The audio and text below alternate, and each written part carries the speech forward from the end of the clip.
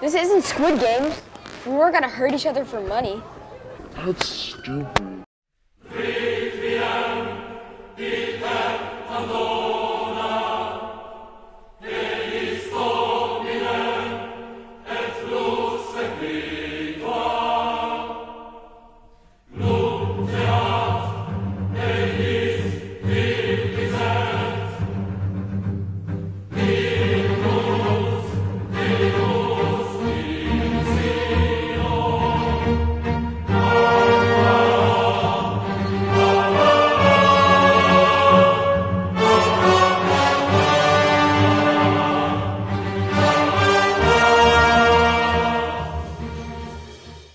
I've been pretty busy as of late, and my usual stress remedy of eating glue and crayons has been producing diminishing returns, so I sought out for a new fix: motivational YouTube videos.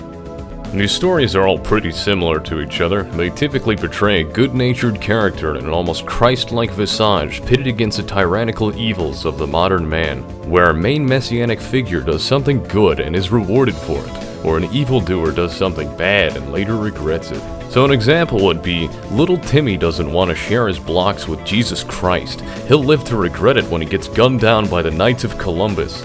Now, you might think that's a bit far-fetched, but all in the name of motivation, I guess. This isn't Squid Game. The video starts off with this bully roasting a kid named Simon for his backpack and shoes, and as he tries to probably push him down, the other kid gets a frame-perfect parry and absolutely annihilates him.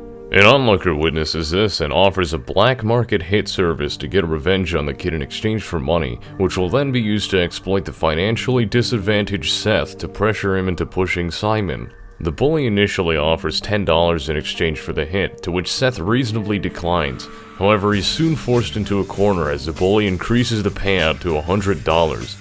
Meanwhile, the onlooker from before is offering Simon money, warning him that Seth is after him, saying he's paying Simon to defend himself and that it's his lucky day. Later that day, Simon, in a display of either negligence or assertion, walks directly past Seth, ignoring his very presence, almost as if to taunt his lack of fighting spirit. Seth, in an act of desperate cowardice, waits until Simon has his back turned to him before shoving him to the ground, angering the seasoned fighter and bringing him to a state of frenzied rage. The now frenzied berserker kicks, and I mean kicks, Seth in the nuts.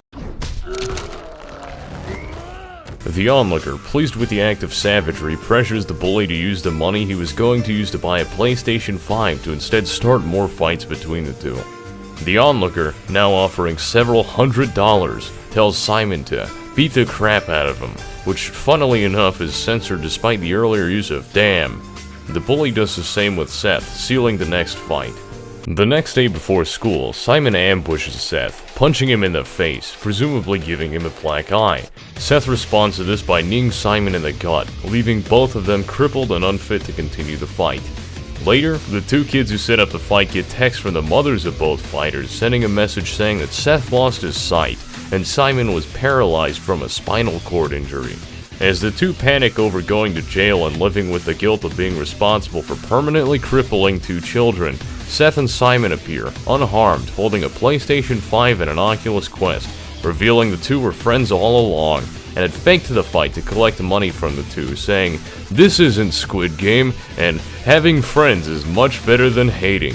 Then a narrator tells us that Jake and Matthew, that's the two guys' names, and I think this is the first time we heard them, so I don't know who's who, realized the error of their ways, and that all four kids became the best of friends and stayed that way till they turned 90. I think it's a bit of a stretch to say this is like Squid Game. To be honest though, I haven't seen this show, but I'm pretty sure paying someone to severely harm someone else is just called hiring a hitman. And this scenario and Squid Game have like one thing in common, which is money. That'd be like seeing someone get shot in the head down the street and saying to yourself, "Wow, it's just like that part from Squiggle." Or seeing two guys kissing and saying, "Wow, this is just like Drake." One of the kids in a video said that when you team up against injustice, you'll always win. But I think the moral of the story is to not hire hitmen or they'll become friends with your target and buy the last PS5 at Walmart together with the power of friendship and Korean television drama. This video is by the same guys who did the one where that one white woman whips this disabled black kid and calls him the N-word. I was gonna cover that one, but Some Ordinary Gamers and a bunch of other channels already did a video on it, and that video isn't on YouTube anymore. This story is about a doctor named David who lives with his comically evil wife named Amanda. Amanda's complaining about a lot of stuff. I could care less about these COVID people. They all could just die if it were up to me. While we're at it, let me tell you how much I hate poor people and Jeez, Amanda, go to church or something, good lord. David tries to help spice things up before getting a call from the hospital asking David to save the children and feed the homeless. Also, I want one of those shark plushes so bad. Anyways, while David is out every night watching the poor, Amanda is about to hook up with her 40th guy this month, and I'm sitting here thinking, how do you even do that? Are they lining up outside the door? Is your husband blind?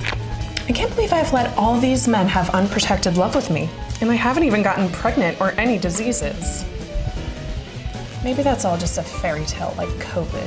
Maybe it's just a myth like that Tiananmen Square. Amanda, listen to my advice. Go to church. Tonight a guy named Tyrone, yeah, I'm not making that up, shows up to meet Amanda, and this guy's probably the funniest guy you're gonna see in these videos. Black Hercules? Well, that was racist.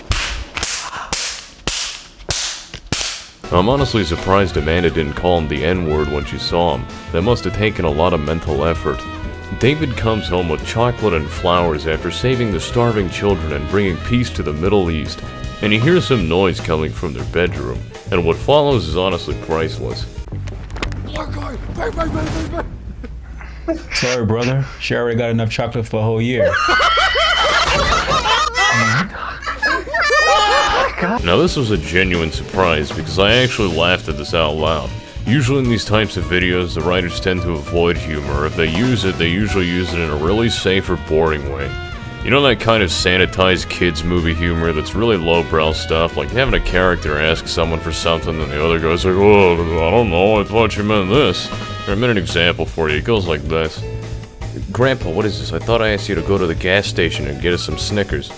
Anyways, back to the story. David is heartbroken as Amanda leaves and Tyrone asks David to look at a mole on his stomach for some reason, and this plays into my own interpretation of the story, so keep this in mind. We get a montage of all the struggles that Amanda and Tyrone go through while David continues to save the world and be awesome. Months later, Amanda shows up to David's house asking if they can get back together after she discovers that Tyrone literally just does nothing but go to the gym, which apparently is supposed to be a bad thing. I wish I could do that. David isn't having any of this though, and he tells her he's already found a new chick before closing the door on her. Now this ending's alright, but if I wrote it I would have had him say something like, sorry, but I've got someone better than you, Black Hercules!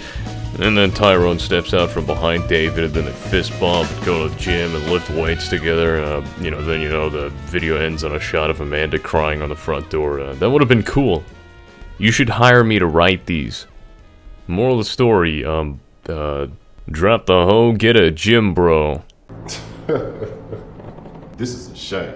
These next two are pretty quick. This story starts with a lady working in her office at 5 a.m. before her boss, Malcolm, walks in and starts saying some cryptic nonsense I honestly can't make heads or tails of. This is not an office, child. This is a shame. Did you just refer to me as a child? For some reason, they lowered the pitch for Malcolm's voice. You know what I mean, little girl. And it has that buzzing, lowered background noise that makes it jarringly obvious that this isn't the actor's original voice, which makes it weirder when they have his normal voice in the video preview at the beginning, and even a line early in the video. I shoot you right here and have my security detail make it look like you committed suicide. I shoot you right here and have my security detail make it look like you committed suicide. I didn't realize there are offices this small. Don't you speak a more articulate language? After Malcolm finishes his dollar store Metal Gear Solid monologue, You enjoy the killing. That's why. What? You know what I mean, little girl. he gets angry that the lady doesn't want to listen to his Reddit philosophy and starts harassing her, even pulling a gun on her and telling her to strip naked before another woman named Martha walks in.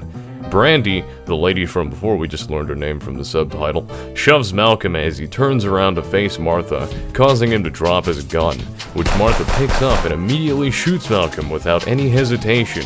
Then the cops show up and they're like, yeah, whatever, you're good, man, that guy was a loser. And they all lived happily ever after. It's good work, Brandy. Although, I didn't expect him to end up dead. She take my money. And this poor guy gets laid off from his job. He comes back home to his comically evil girlfriend who responds to this news by immediately breaking up with him because he hasn't achieved his dream of starting a business yet. He goes to a bar to cope with the loss, and his friend calls to invite him to Vegas for a sports event. Pablo asks if he can get the money back that he lent to him, but he says he spent it all on a bet. The bartender talks to Pablo about his woes, dropping some holy bombs on him and telling him that maybe he lost his job for a reason before covering his drink. Pablo later goes to look at a property for his business with an agent, but he can't afford it. Then, literally 2 steps later, his friend shows up and is like, "Yo, I won the bet! I got $1 trillion! Here you go, brother!" and gives him enough money to start his business. 3 months pass and he's got a pretty neat donut shop running. He even meets his former boss, who congratulates him on the hustle. Then his ex calls him and is like, "I heard you have money now, suck." Hey, I don't think that's a good idea. I've already got a new girl. And he lived happily ever after. You get the point. Name one. Fred? This one's kinda weird. It's the only one in this video with a sense of cognitive dissonance going on. By that I mean the moral of the story actually ends up screwing over the supposed good character in a surprising turn of events. This story starts with 2 girls, Nancy and Amber, talking after a protest. Nancy is setting up a blind date for Amber next weekend, to which she declines, saying she's not really interested. You see, the other girl is trying to hook her up with her boyfriend's cousin, and if you've ever been in a relationship like that, it can get really awkward, and especially if one couple breaks up. It creates a bunch of uncomfortable tension between everyone, and this girl's never met this guy before, so I don't blame her for not wanting to get with him. The video then cuts to the girls spending time gushing over the channel they're on and reminding everyone to subscribe, and oh yeah, I gotta throw in my own obnoxious subscription reminder too. Hey guys, did you hear about this Adler guy? I heard he's really cool and you should subscribe to him.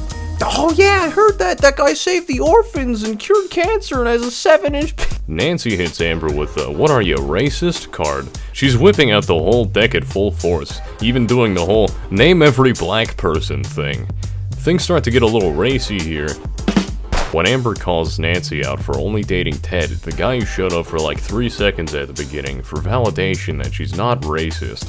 Ted shows up, and Nancy asks him to talk to Amber, and Ted's like, "Yeah, nothing's wrong here, it's not a big deal." And he tells a story about this girl he met over the phone who rejected him when she found out he was black, which actually sucks, because racism is whack. Almost as whack as our sponsor for today, the Ku Klux... No, that's a messed up joke. Almost as much of a messed up joke as our actual sponsor. Rage Shadowless. Somehow this convinces Amber to go on with the gang, which ironically defeats the whole purpose of the story because she basically got guilt-tripped into going instead of doing so of her own volition. But hold on, it gets even better. So, on the double date they went on, Ted realized he likes Amber more. They have an affair and Nancy gets NTR'd out of the relationship, even seeing their wedding and the family they raised in Minnesota while she sits in the background crying or something, which is really weird for a video made to motivate people. I don't even know what this video is trying to tell me at this point. One of the main characters was trying to stop racism, and she got the bad ending, which means... oh no. Kids, be racist.